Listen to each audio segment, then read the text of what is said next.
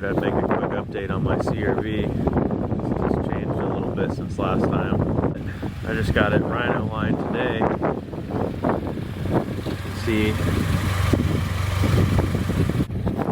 if you guys are wondering what the setup is right now, it's on a 3-inch HRG Ultimate that comes with the subframe drop, the 1-inch subframe drop, and it's on 31-inch tires on Vision 15x7 -6 offset Steelies.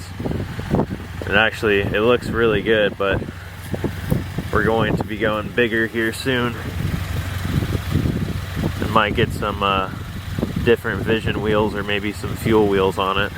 I'm gonna be putting a 22-inch light bar in the grill. Actually, that's what we're doing right now. That's why the bumper's off.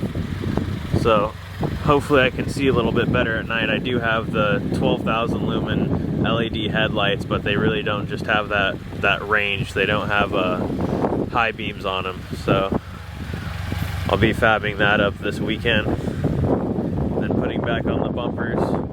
I just got back from getting Rhino lined up at KC Customs. They did a really good job, as you can see when you cut out the fenders. Really don't want these things to rust because it is a Honda, and I do live up in Kansas City, so we do get a lot of rust up here, but now it should be perfect for the winter.